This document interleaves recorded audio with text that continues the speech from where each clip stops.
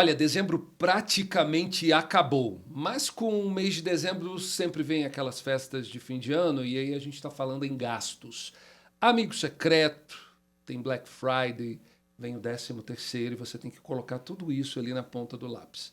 Só que é o seguinte, você também não pode esquecer que 2026 também está batendo na porta. Com o ano novo vem seguro do carro, IPVA, IPTU, pagamento da mensalidade da escola do filho e também material escolar, enfim. Como será que a gente pode começar um ano sem estar no sufoco? Começar aquele ano zen, tranquilo. Bom, o Mercado em Movimento de hoje vai tentar trazer para você algumas dicas importantes para que você entre 2026 livre das dívidas. Para isso, eu recebo aqui o Paulo Roque, que ele é advogado, é professor, também atua na Comissão de Direito do Consumidor da Ordem dos Advogados do Brasil, é presidente, inclusive, dessa comissão. Paulo, primeiro eu quero te agradecer, seja muito bem-vindo aqui ao nosso Mercado em Movimento, sempre bom receber pessoas que têm autoridade e fala, autoridade e lugar de fala sobre determinados assuntos. Obrigado por ter aceitado o nosso convite. Ô, Saturno, eu que agradeço imensamente a você, o convite por estar aqui no seu podcast da TV Record. E como você colocou no início, janeiro está aí na porta, cheio de compromissos. Como todos os dias nós temos vários compromissos, mas mais que os compromissos previstos, nós temos os imprevistos. Exato, os que acontecem a gente nem... Exatamente. Vamos começar falando o seguinte, 13º, boa parte da população recebeu agora em novembro e vai receber até o dia 20 de dezembro. Agora, sim, é possível ter planejamento? Às vezes a pessoa está nos assistindo e fala assim, falar de planejamento precisa ter dinheiro. É essa ordem dos fatos ou não? Mesmo com pouco dinheiro, com aquele tantinho ali que você tem na sua conta que sobrou, você consegue se planejar e é importante se planejar? Planejamento financeiro, educação financeira não é uma questão matemática. É uma questão de cultura.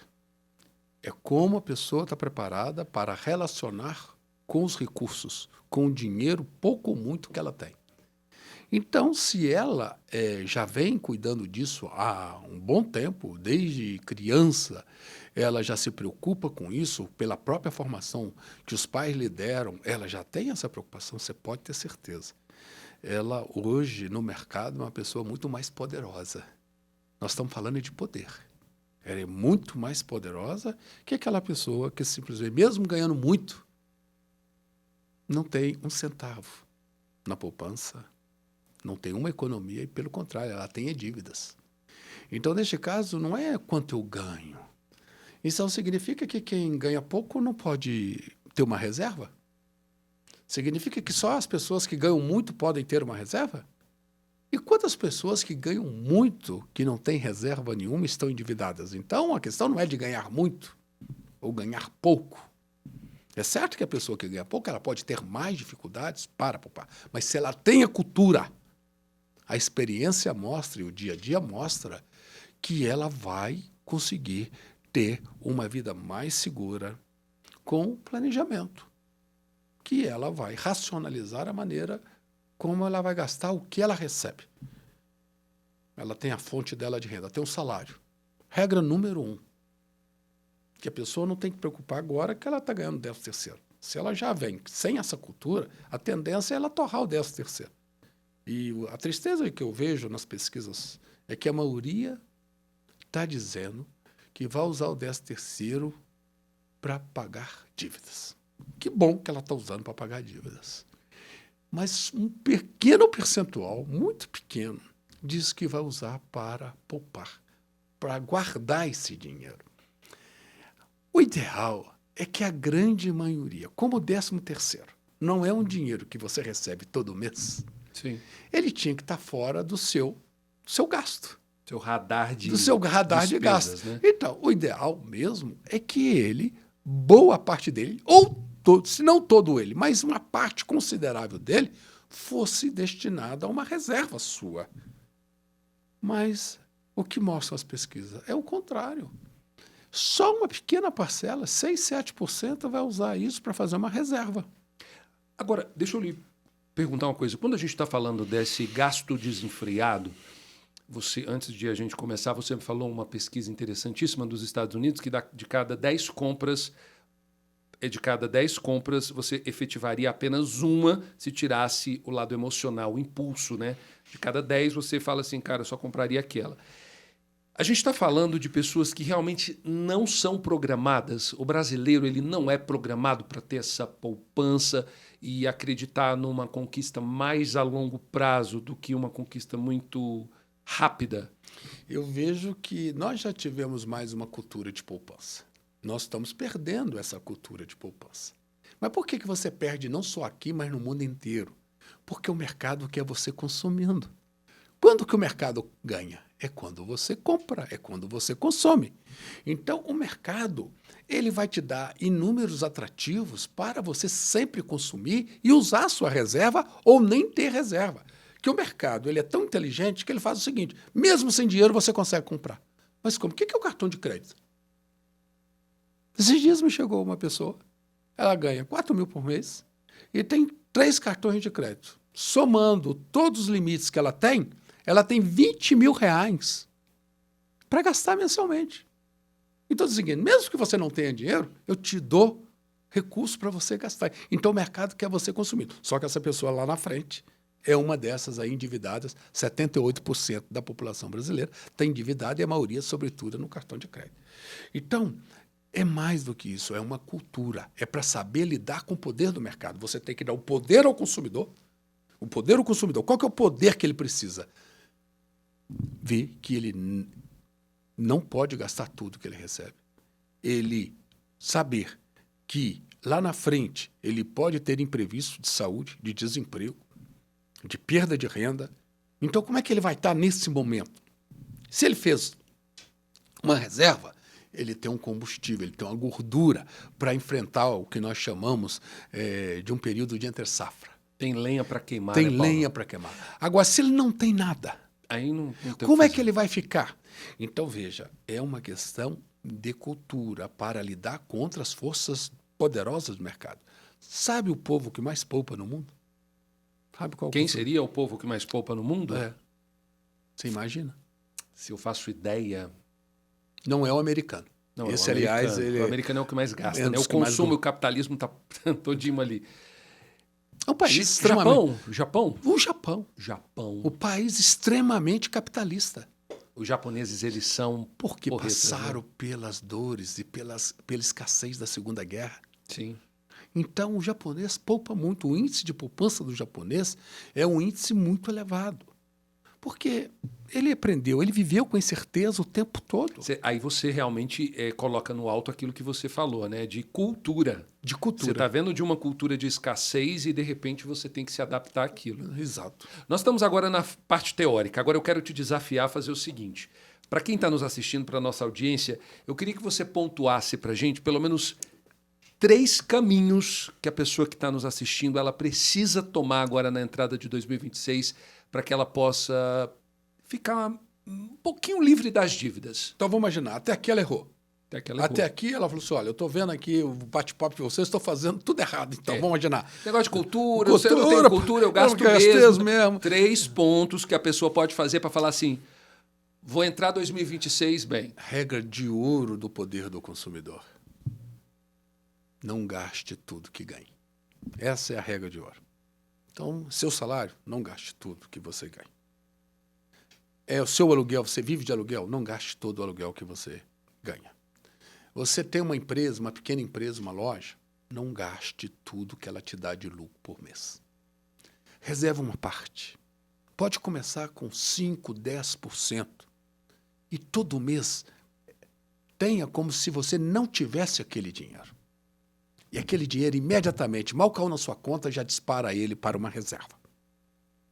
Isso, regra de ouro. Se você começar 2026 fazendo isso, você vai ver e fizer isso consistentemente, de maneira reiterada, você vai ver que você está adquirindo a cultura da educação financeira. E você vai se sentir muito mais forte para negociar e dinheiro traz mais dinheiro.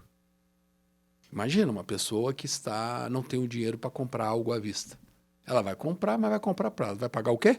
Juros. Então, ela paga mais? Cara. À vista, ela pode ter um desconto. Sim. A prazo, além de ela não ter desconto, ela ainda vai pagar com juros. Então, dinheiro traz mais dinheiro. Aquela economia que eu estou tendo é mais uma economia que serve ao meu colchão. Então, importantíssimo. Segunda regra. Onde as pessoas gastam muito? As pessoas gastam muito quando elas confundem o conceito de necessidade e de desejo. Se você não tem um volume de recursos que permita você gastar 100, não, meu futuro está garantido, eu não preciso preocupar com isso. Vamos imaginar que existe essa pessoa assim e pense dessa forma. Mas esse não é o seu caso. Esse não é o caso da grande maioria das pessoas. Então a grande maioria das pessoas tem um orçamento limitado e com muita dificuldade para satisfazer tudo aquilo que ela precisa. Então, o que é prioridade? O que eu não posso, eu não tenho como economizar? Eu não tenho como deixar de gastar. É com as necessidades. Então, aquilo que é necessário é para a sua saúde. É o supermercado. É a escola do seu filho. É a creche. Se vamos imaginar que eles estudam em escola particular, ou você mesmo estudando em escola pública, você tem gasto com o seu filho ali que você não pode. É um material escolar, não dá tudo, você tem que gastar, etc. Então, reforço escolar que talvez você vai precisar pagar para o seu filho, isso é necessidade. Então, o que você ganha deve poder suportar esses gastos. Agora, o que é o desejo? O desejo é aquilo que você pode adiar. É aquilo que eu não preciso fazer hoje. Então, vamos imaginar, eu estou com um carro. Muitas pessoas se endividam comprando um carro, sabia? É mesmo. Então, eu tenho um carro. O que o carro serve? Para, sobretudo, locomoção. Eu estou aqui em Brasília, moro em Ceilândia, ele me leva para o plano todos os dias. É um conforto para mim, é uma segurança. Eu venho com, na verdade, como a gasolina está cara, eu consigo até ter uma economia, etc. Bom, então ele tem um carro 2018. Aí ele viu o vizinho que comprou um carro novo. E aquilo provoca ele. E a mulher pressiona em casa, ou o marido pressiona a mulher. Vou trocar de carro também. Aí vai numa concessionária, dá o carro dele de entrada. E como que ele vai pagar o resto? Financiado. Ele tinha dívida? Não tinha dívida. Então, passou a ter uma dívida para não agregar nada novo na vida dele, para satisfazer um desejo. Então, aquele dinheiro que ele comprou o carro, que usou uma reserva para comprar o carro, por que ele não aumentou a reserva dele? Então, na verdade, são muitas decisões equivocadas. Para satisfazer o quê? Para satisfazer desejos, não para satisfazer necessidade. E tem o outro pecado capital, é aquela do eu mereço. Todo mundo merece tudo, não é verdade? Mas não é. O limite é sempre o que eu ganho. O limite é sempre as minhas possibilidades, não as minhas necessidades. Então, qual é a sua possibilidade? Minha possibilidade está limitada pelo que eu ganho. Então, final de semana, passei uma semana estressante no trabalho, o chefe não foi legal comigo, ainda tive problema no relacionamento, eu vou para o shopping. Aí lá eu desconto. Eu mereço. Essa semana eu passei uma semana terrível. Gasto tudo e mais um pouco. Gasto tudo e mais um pouco. Então, para essas pessoas, não deixe de ir ao shopping. Mas use o shopping como entretenimento. Mas como controle. Se controle. E aí o seguinte, a regra que eu falo para os meus alunos lá na Estrutural, trabalho com crianças e adolescentes, a regra do depois de amanhã. Você viu uma coisa, gostou. Vou comprar, porque o mercado não quer sua razão. O mercado gosta de trabalhar sempre com emoção, porque a emoção não dá tempo de você pensar. Ele não quer que você pare para pensar, ele não quer que você pare para refletir. Então, se eu gostou, eu falei assim, olha, vou pensar aqui na regra lá do Instituto do Paulo Roque de Educação para o Consumo do depois de amanhã. Se depois de amanhã eu estiver ainda querendo muito isso aqui, eu vou e compro. Perfeito. E a grande maioria, essa pesquisa que eu te disse, de 8 de cada 10 pessoas, 8, 9 acabam não comprando. Mas se você compra por impulso, aí depois chega em casa, poxa, eu não digo quantas vezes você comprou uma coisa, chegou em casa e diz, eu não devia ter comprado isso. Esse dinheiro vai para onde? Vai para a sua poupança, ele vai para a sua reserva. E muitas vezes o pior, a pessoa nem tem esse dinheiro. ela compra isso no cartão de crédito para depois pagar o mínimo e ficar devendo o resto com juros estratosféricos. Paulo, você disse aí regras de ouro, regras que são realmente fundamentais, a questão de não gastar além do que deve. Mas eu queria fazer uma interferência na sua fala, deixei você seguir justamente para você concluir o raciocínio. Muita gente usa a desculpa de se eu não me endividar, eu nunca terei uma casa, nunca terei o carro. É uma desculpa para aceitar com mais facilidade os juros que está pagando? O seguinte, primeiro que a maioria das pessoas não se endivida por necessidade. Uma casa é uma necessidade. Ela se endivida por quê? Muitas vezes as pessoas se endividam para fazer uma viagem de férias. Você acha que também não é uma necessidade, às vezes? Depende, tem várias viagens de férias que você pode fazer. Você pode fazer uma viagem de férias que custa 20, que custa 10, que custa 5 e que custa 2. Então você tem que ver aquilo que cabe no seu orçamento sem você se endividar. A dívida é sempre um sinal amarelo ligado para você. Perfeito. Agora, se você o endividamento saudável é para você comprar uma casa, fazer o financiamento da casa própria, é um endividamento saudável. Há quem diga que nem seja um investimento, né? Não, é sim, é um investimento, é segurança. Atende a sua... Atende, é insegurança. Então, esse é o endividamento saudável, mas você, para ter esse endividamento, você tem que ter reserva. Sim. Porque você vai ter que pagar parcela. Sim. Se você não consegue pagar parcela, você vai perder a casa. Sim. Você vai perder o imóvel. Então, porque se eu não me endividar, eu não tenho as coisas. Mas se você tiver o cuidado de uma cultura de uma educação financeira, você vai comprar essa casa, mesmo se endividando, numa situação muito melhor que aquela pessoa que simplesmente não tem reserva nenhuma e vai estar no limite, e se ela amanhã ficar desempregada, o contrato de financiamento dela está no risco. Perfeito. Exemplo, eu tenho vários exemplos de consumidores que fazem antecipar parcelas. Sim. Ou abater os juros, né? Abater os juros. Então é o seguinte, ele ganhou um dinheiro, ganhou 10/3, vai lá e o que faz? Amortiza o débito dele. Então, um financiamento que era de 20 anos, ele vai acabar pagando em 10, em 8 anos. Sim, exato. Deixa eu lhe perguntar uma coisa. Nosso telespectador chegou aqui para a gente, colocou aqui na mesa, ó, IPTU, IPVA, material escolar, seguro. Paulo, e aí? Me ajude. O que eu tenho que fazer com esse tanto de conta que está na mesa? Como que eu faço? Pego um empréstimo pelo fato de o juros ser mais em conta do que o cheque especial? Para que lado eu vou e o que eu faço com esse tanto de dívida na mesa? Primeiramente, se ele vai ter um 10/3 que ele está recebendo agora, é um recurso que ele usa, em vez de ir no mercado e fazer um empréstimo para pagar isso, evidentemente usar o recurso que ele tem. Faz uma contenção no mês do Natal, com relação a presentes, festas, etc., e usa esse 10/3 para ajudar a pagar essas dívidas. Se ele precisar, o pior desse tipo de dívida... Você está falando, então, para a pessoa não investir num peru. Compra um franguinho. Cada um vai ver o tamanho da sua necessidade. Cada um vai ver o tamanho da sua necessidade. Então, veja, e quando você chega e tem um saldo lá que você não tem dinheiro para pagar. Então, o pior é ficar devendo o IPTU, porque a multa é alta, o juro é alto. Então, o que eu faço? E você pode ter o risco de ter problema com o seu carro. O que você faz, então? Aí você pode pegar um empréstimo, mas com data certa para pagar. Não use o cartão de crédito para financiar isso. Regra número 1, são os juros mais elevados. Não vai no cheque especial para pagar isso. Sim. Então, se você tem um bom score de crédito no banco, você vai conseguir um juro mais barato e pode se programar para pagar aquilo. Não faça um financiamento que você não tenha condições de pagar, para ficar rolando ele a vida toda, porque ele vai ser um mau negócio sempre para você. Aí você pode se organizar nesse sentido, mas estabelecendo uma meta. Se esse ano você chegou sem dinheiro para pagar, ou só com parte do dinheiro para pagar o IPTU, o IPVA, estabelece uma meta. Ano que vem eu não quero passar por esse problema. Esse ano que vem eu quero chegar da seguinte forma. Imagine você, Saturno. Você começa a ter a cultura de economizar 5%, 10%. No ano, você ganhou seu 10/3. Então, você tem 10/3 e 14º.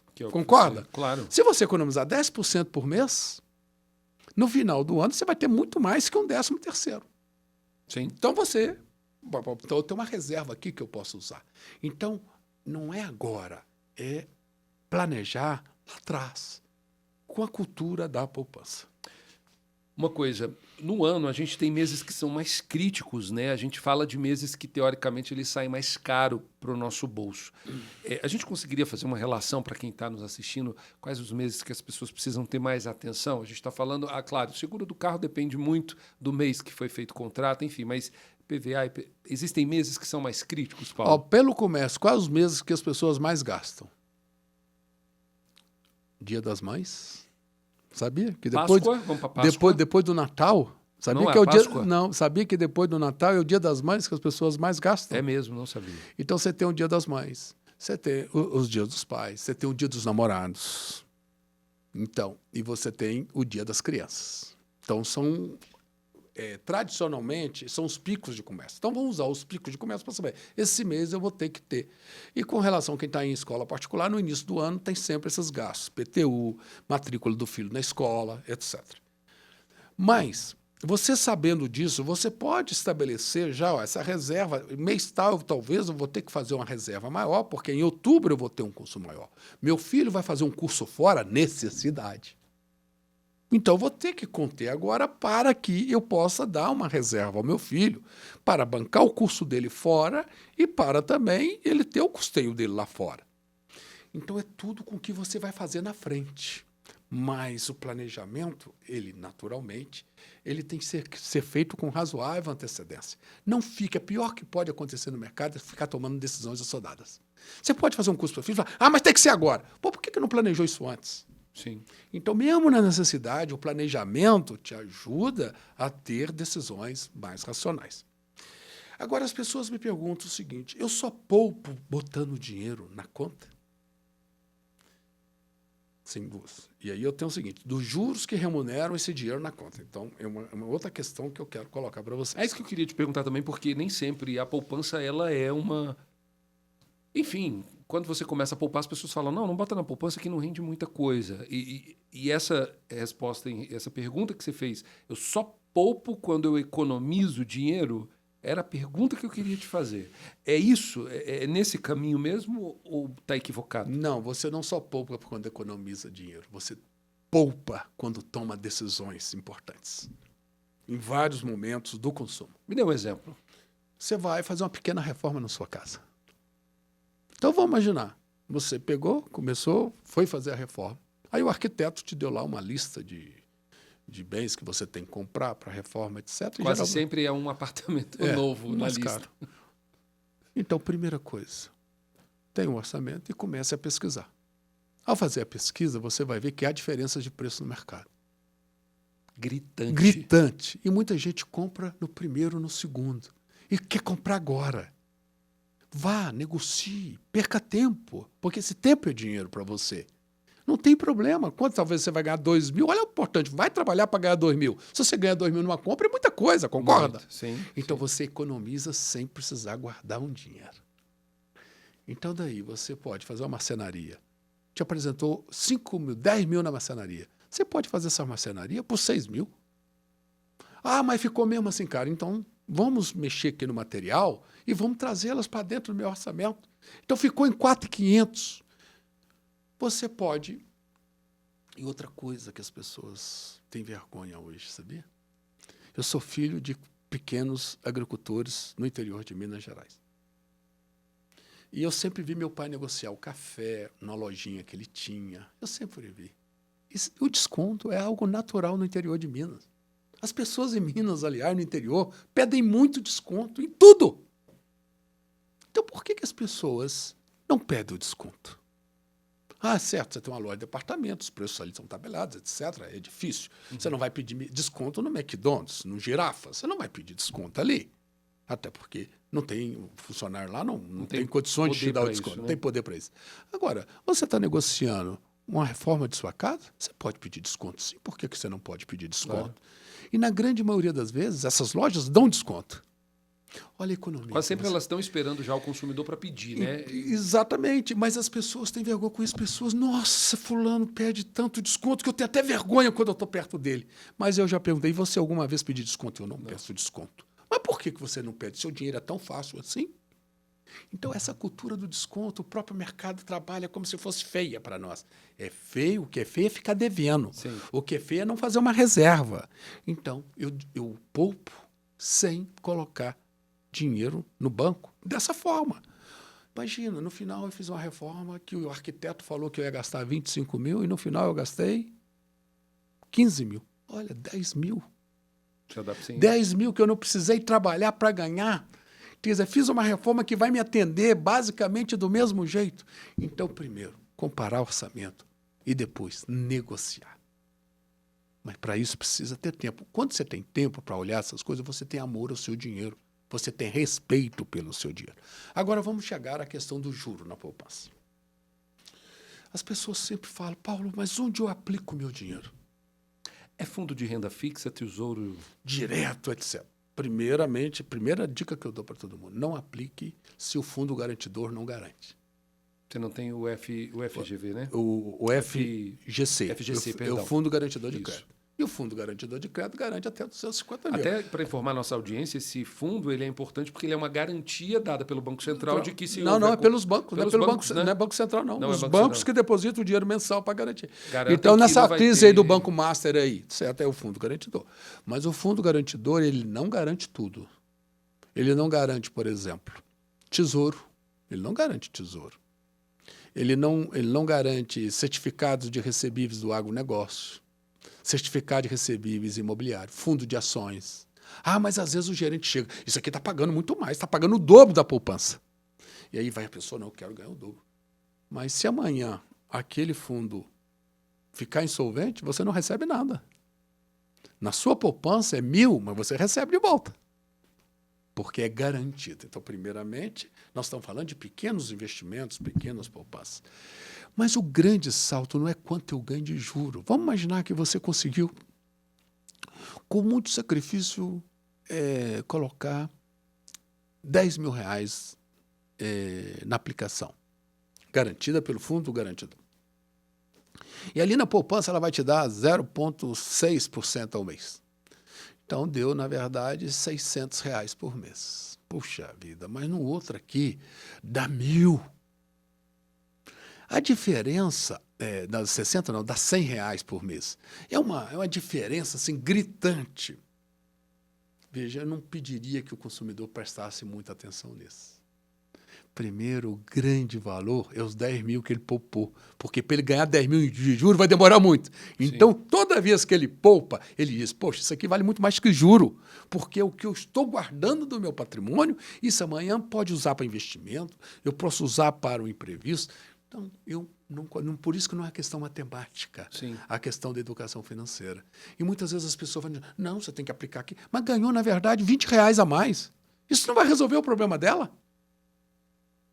E pode correr o risco ainda de amanhã o banco entrar em estado de solvência, como no caso do Banco Master, se ele perder esse dinheiro, os 10 mil que ele poupou com tanto sacrifício. Nesse caso, então, faça opções mais conservadoras, mas sabendo que a grande vitória sua é aquilo, são aqueles 10 mil que você colocou lá na poupança. Imagine, então, uma pessoa que ganhe 5 mil reais por mês. E ela estabelece como meta que vai poupar todo mês R$500. Sim. E depois ela pode estabelecer, ano que vem eu vou poupar 15, depois eu vou poupar 20. Vai estabelecendo. É importante dizer, esse dinheiro eu não mexo, é como se eu não tivesse. No final do ano, aquela pessoa que ganha 5 mil reais por mês, no final do ano, ela vai estar com 6 mil reais. Ela vai estar mais que um 13º, ela vai ter um 14º. Aí no segundo ano, ela vai estar com 12 mil. E daí? E com juros, dinheiro gera dinheiro. Agora, deixa eu te perguntar uma coisa. Qual é a diferença, como que a gente diferencia um gasto que é inevitável de um gasto que ele pode ser postergado e planejado? Você já falou da questão da motivação, do impulso, mas é possível a gente fazer isso de forma ordenada, pensada, diferenciar esses gastos? Gasto necessário. Mas você tem um carro, tem que colocar gasolina nele. E o que eu fico triste? Com o gasto necessário, geralmente o ideal é não financiá-lo. Eu vejo as pessoas indo no posto de gasolina e pagando no cartão de crédito. Poxa, então aquilo ali está dizendo que é uma disponibilidade que eu tenho. Aquela disponibilidade eu não tenho, um gasto necessário. Então o ideal para a educação financeira, para a cultura da educação financeira, é que aquele gasto você pague no débito. Você pague no débito, você pague no Pix, mas você não pague esse débito no cartão de crédito. Posso dar... É isso que eu ia te perguntar. Às vezes a pessoa está ali fazendo para acumular pontuação, milhas. No final do mês ela tem o dinheiro que vai bancar o cartão. Tá, vamos imaginar. Mas a tendência é que no cartão ela achar que tem aquela disponibilidade e ela estoura o orçamento com facilidade. Vai cartão toda então, hora. qual é o problema? É que ela estoura esse orçamento e, na verdade, ela sabe que tem que pagar. Foi no posto 4 vezes. Então, tudo aquilo está no cartão de crédito. Então, o ideal é que esse dinheiro seja uma disponibilidade que você tenha e use. Segundo ponto, e vejo muitas pessoas financiando no cartão de crédito em 4, 5 vezes. Tem postos que financiam 4, 5 vezes o combustível. Então, é um péssimo negócio para você. Ele está te convidando a você se desorganizar financeiramente. Não entre nessa. Então, pagar no carro. Porque eu ganho uma milha, eu tenho a vantagem. Eu vou falar depois sobre a milha. Depois eu vou falar sobre a milha para você. Mas o que não pode fazer mesmo é financiar e parcelar no cartão de crédito. O ideal é que esses valores, como são necessários, como eu gasto um gasto de saúde, gasto com comida, eu vou no supermercado, eu vou parcelar em 5 vezes no cartão de crédito minha compra de supermercado. Porque amanhã você vai voltar e vira uma bola de neve. Está te convidando, o gasto necessário. Quando você coloca ele financiado no cartão de crédito e parcela, está convidando você a se desorganizar financeiramente. Porque é um gasto que está no meu orçamento e eu tinha que ter dinheiro para cobrir aquele gasto. Eu posso fazer isso de uma forma excepcional. Criou uma dificuldade, fiquei desempregado, mas não de uma forma rotineira, corriqueira. Uma coisa, a pessoa está com a corda no pescoço, não sabe o que fazer, qual é o momento ideal de ela decidir, falar assim, cara, agora eu tenho que ir negociar essa dívida. E quais são os direitos da pessoa que vai negociar a dívida? Ela tem algum direito, ela precisa ficar atenta a juros abusivos, a forma de negociação, enfim. Primeira pergunta, qual momento eu tenho que realmente parar e pensar, cara, agora é hora de fazer uma negociação? É não deixar o boleto não ser pago. Ela já sabe que o boleto corre o risco de não ser pago. Então, ela está vendo, olha, mês que vem meu filho vai ter um gasto maior, eu não vou conseguir pagar esse boleto. Tive uma despesa aqui extraordinária com doença, fiquei desempregado. Então, ela tem que procurar lá. É no banco que ela tem esse financiamento? Procure o banco e faça uma repactuação. Qual que é a vantagem da repactuação? Que não tem multa. E se amanhã você deixar de pagar, hoje, imediatamente, tem juros de mora e multa. Então, já ficou mais caro aquela sua parcela. Mas essa repactuação, ele vai colocar algum valor em cima? Na repactuação, ele pode estender o prazo, pode até aumentar um pouco o juro, mas não é tão mais caro que você ficar endividado, inadimplente. O inadimplente é quando você deixou de pagar. Uma coisa é você estar endividado. Endividado, eu estou endividado, mas estou conseguindo pagar. Não estou atrasando. O inadimplente é quando ele está em atraso, ele não conseguiu pagar. Então, é não ficar inadimplente, é procurar antes que chegue a inadimplência, porque o custo da inadimplência é alto. Aí, seu nome vai para o Serasa. Ou SPC. Ou vai para o SPC, e daí você quer fazer uma compra, não consegue, o seu nome. Eu precisei financiar aqui a faculdade do meu filho, não vou conseguir, porque meu nome está no Serasa. Entendi. Vamos falar agora de pessoas que precisam assinar contratos, fazer financiamento. Quais são os cuidados, Paulo, quando a gente está falando aí em relação às despesas, né, pessoais? Quais os pontos elas precisam ficar atentas, né, em meio à tua jornada em defesa do consumidor aí na comissão da OAB? Quais são os grandes erros que as pessoas cometem? É a não leitura, é a não negociação correta para se adequar ao orçamento, enfim. O que a pessoa tem que ficar atenta quando for assinar um contrato, seja ele de financiamento ou de compra e venda, enfim? Primeira coisa que o consumidor tem que ficar atento é uma palavra mágica chamada SET. O que é o SET? É o custo efetivo total de todo o valor que você está pegando emprestado, de todo o valor daquele contrato de financiamento. E ele inclui não só os juros, mas o IOF, o imposto que você tem que pagar, o seguro que você tem que pagar, a comissão, tudo está ali. Então, na verdade, o juro é de 1. Mas quando vai somar tudo isso, dá como se fosse um juro de 1,5 ao mês. E dá o valor da parcela. Está dizendo o seguinte, você aqui de juro era 1.000, mas tem mais 500 aqui que é desses encargos. Então, você vai pagar 1.500. E pelo custo efetivo total, eu fiz um financiamento de 60 meses. você tem do primeiro mês ao último mês o valor da parcela, calculada com todos os encargos. Então, o que você tem que fazer? Não pegue o dinheiro antes de saber o custo efetivo total e que o banco lhe dê essa planilha com custo efetivo total. Leve para casa. Faça conta com sua esposa faça conta com seu marido, com seu filho, e vê se aquilo cabe dentro do seu orçamento. O grande erro é fazer um financiamento quando eu já sei que dali a 2 meses eu vou ficar inadimplente.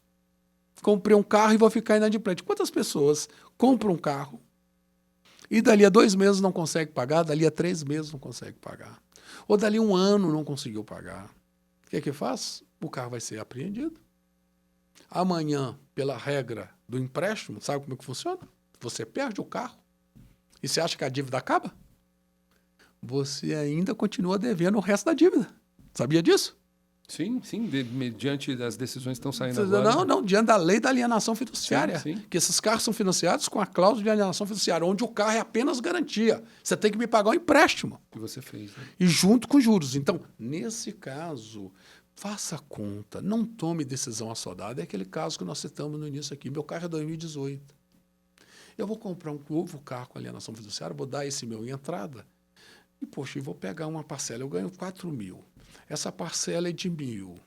Minha despesa é de 3.500. Já foi um quarto da Então, onde é que eu vou tirar os outros restantes 500 a mais? Eu já vou estar endividado. Então, não faça. Faça conta e peça a planilha do custo efetivo total. Os bancos têm falhado muito nisso com direito ao consumidor. Eles têm que dar isso previamente. O consumidor chegou lá, independentemente do consumidor contratar, ele já tem que dar a planilha do custo efetivo total para o consumidor analisar previamente. Então, feito isso, o consumidor tem muita chance de errar menos, seja no financiamento de um veículo, seja no financiamento de uma casa, etc. Despesas emergenciais, né? Para 2026, como que eu posso começar o ano tendo esse ponto que é despesa emergencial? Estou falando de saúde, um problema que aconteceu na casa, no carro. Onde que essas despesas emergenciais elas entram no meu planejamento? Eu falei aqui inicialmente que eu tenho um instituto que eu fundei de educação para o consumo.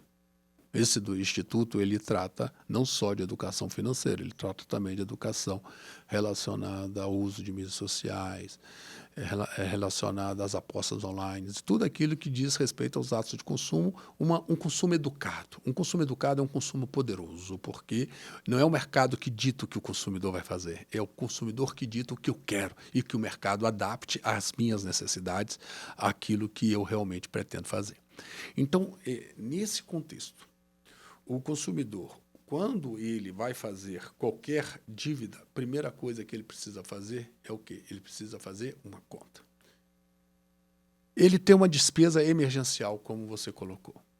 Ele sabe todas as despesas. O imprevisto ele está não só na vida do consumidor, mas está na vida da empresa, está na vida do empreendedor. Então, por isso que é importante o conceito de reserva, de poupança. A poupança é para lidar com esses momentos de crise sem que você se desfigure financeiramente, sem que você perca a sua serenidade e o equilíbrio financeiro.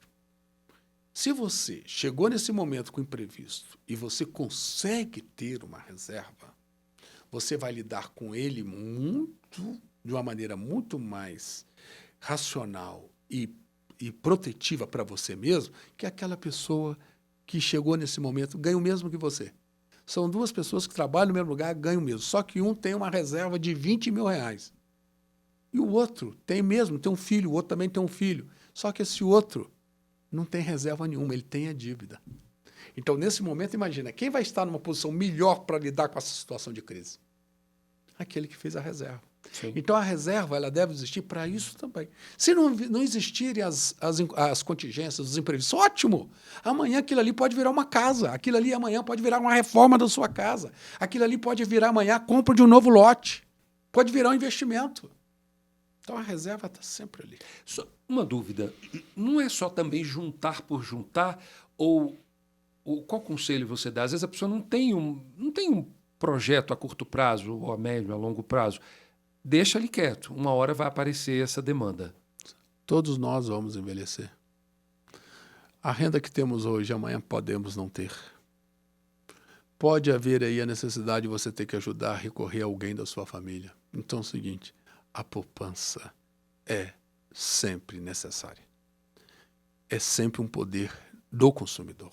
Quando ele é um consumidor mais poderoso e consegue relacionar muito melhor no mercado e não ser uma vítima do mercado, simplesmente uma vítima do mercado, quando ele é esse consumidor que tem educação financeira e que consegue fazer esse planejamento. No nosso instituto, o tempo todo nós trabalhamos bem esses conceitos. O conceito da reserva, que nem todo dinheiro é para gastar, nem todo salário é para gastar. Tem que uma parte do salário é como se você não recebesse. Conte como você não recebesse. As compras impulsivas não devem existir.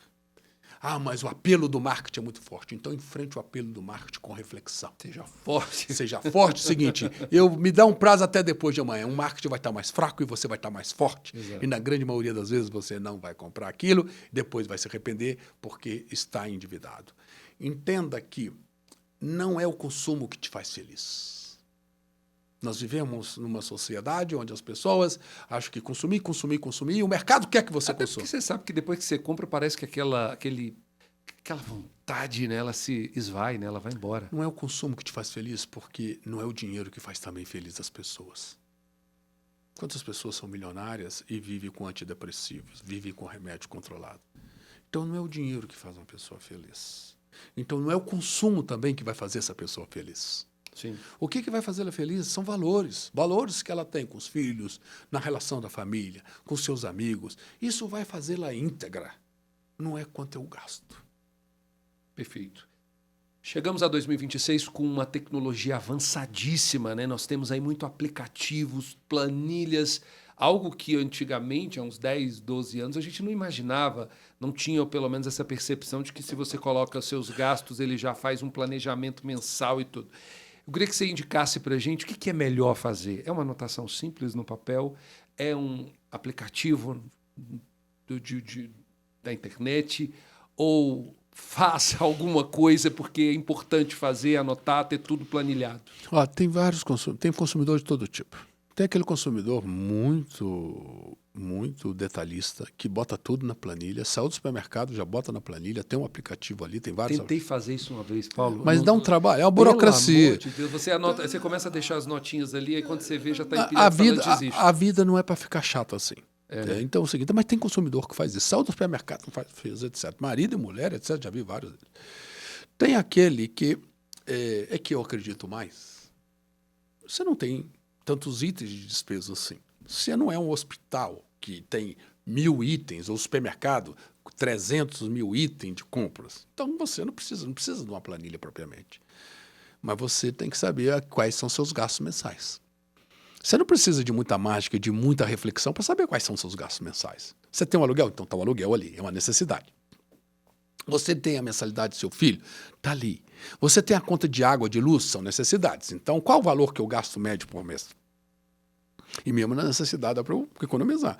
A luz deu esse mês R$300, eu vou trazê-la para 250. Como que eu faço? Economizando energia, desligando a luz, não deixando a luz ligada, não ficando o chuveiro muito tempo ligado. Então, tudo isso. Então, você tem os seus gastos que são necessários. Você tem quanto você ganha? Então, simples, num simples pedaço de papel, numa simples, como dizem em mim, numa simples caderneta, num simples caderno, você consegue colocar isso. Ah, não, aí você sabe, foi no supermercado e comprou um item lá que está fora daquele que você compra habitualmente. Então, você já sabe, você já começou a queimar uma gordura. Você foi no shopping no final de semana e acabou comprando algo que você não estava querendo, que você nem estava pensando em comprar, que então aquilo já fugiu do seu gasto. Então, você tem que saber, nesse mês o que eu tenho? Eu tenho R$300. Dos 300, eu vou botar 200 para uma reserva. Não, eu já gastei com minhas necessidades e tem 300. Então, com 200 eu tenho aí um espaço para alguma liberdade. E o 100 eu vou guardar. O que você está dizendo é assim, é que a gente tem que anotar, colocar na mesa, no papel, para que você faça um sobrevoo sobre essas dívidas, você olhe. Coloca o smartphone, vai lá no Smartphone bloco de também. nota, anota, pronto. Eu tenho uma gordura aqui, posso queimar, tem outra ali. Mas O problema é não queimar a gordura sempre, né? Sempre. Senão E o que é mais não importante funciona. é você saber qual o seu gasto. Muitas pessoas não pararam para pensar qual é o gasto dela. Porque ela tem um cartão de crédito. Porque se ela quer comprar outra coisa, o cartão de crédito paga para ela, entre aspas.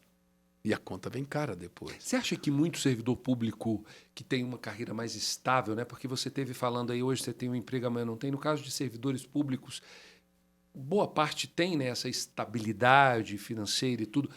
O grande nível de endividamento dessas pessoas se dá por conta disso? Dessa certeza de que mês que vem vai receber e termina extrapolando no mês anterior?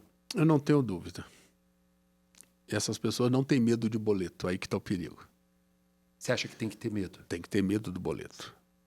Brasília, a pesquisa do Serasa e da Confederação Nacional do Comércio indicou que Brasília é a cidade com o maior número de famílias endividadas. E aqui, a maioria dos empregos ainda é no setor público, com estabilidade. Então, essas pessoas não têm medo do endividamento, não têm medo do boleto.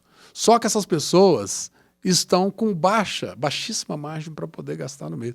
Eu conheci, e chegou até mim, vários casos de pessoas ganhando 50 mil reais no serviço público, totalmente endividadas, com uma margem de 2 mil reais de sobra por mês. Mas onde é que elas estavam endividadas? No cartão de crédito, no financiamento que fizeram no banco. Mas o que elas fizeram de tão importante? Compraram uma casa? Não. Compraram um lote? Não. O que elas fizeram? Endividamento do consumo. Endividamento do baixo consumo. É uma viagem ao exterior. Ah, eu mereço. Que aí fica um ano pagando, né? Fica aquele um ano pagando. E você vai fazendo outras despesas em cima. Vou fazer essa e não vou fazer outra. Não, você vai fazendo outra encavalada naquela porque o crédito está ali fácil. A facilidade do crédito é uma armadilha muito grande para o consumidor. É o que você falou, né, Paulo? É importante, então, se estabelecer numa mudança de cultura. Bom, daria para conversar mais, muita coisa. Quero agradecer a sua presença aqui no Mercado em Movimento. Foi um bate-papo que você ativou algumas chavinhas importantes na cabeça de muita gente. Com certeza, quem escutou tudo, quem ouviu tudo, teve essa percepção de que dá para entrar 2026 sem qualquer susto, um pouquinho mais aliviado. Ainda que entre com susto, planeje para não entrar 2027 com susto. Se assusta, mas já se recobra. Se recobra. É cultura que ela precisa de tempo. Agora, eu queria deixar uma mensagem final aqui. Primeiro, agradecer imensamente aí a oportunidade que você está me dando aqui de falar. O meu Instituto, né, de Educação para o Consumo trabalha muito essa questão e nós vamos trabalhar ainda mais nas escolas. A própria comissão da OAB que eu presido, eu fiz questão que ela não fosse apenas de direito do consumidor, de defesa do consumidor, ela fosse também de educação para o consumo. Que não basta você dar o direito ao consumidor se você não trabalha o poder dele. O poder do consumidor está, sobretudo, na educação. É por isso que eu defendo que educação financeira, educação para o consumo, deve estar no currículo das escolas, para ser ensinado de verdade, desde o ensino infantil. Porque é de uma cultura que nós estamos falando, essa cultura que vai dar poder a esse consumidor no futuro para ele não se tornar um consumidor super endividado. Para que, em função disso, ele consiga movimentar no mercado com as forças de mercado, porque o mercado está logo aqui, ele consiga se relacionar com o mercado de uma maneira mais racional, com liberdade de escolha efetiva e com poder. Perfeito. Obrigado, viu, Paulo? Olha, e você que está em casa? Bom, 2025 pode ter sido um ano difícil, complicado, mas com esse bate-papo aqui eu acho que você entra 2026, por mais que você leve um susto ou vá assustado para 2026, você com certeza pode se recobrar, se reorganizar, tá bom? O nosso podcast do Mercado em Movimento completo você acompanha nas principais plataformas, aí eu estou falando de Spotify, Deezer, YouTube e também no Record Plus, tá ok? Ficamos por aqui e até uma próxima. Tchau!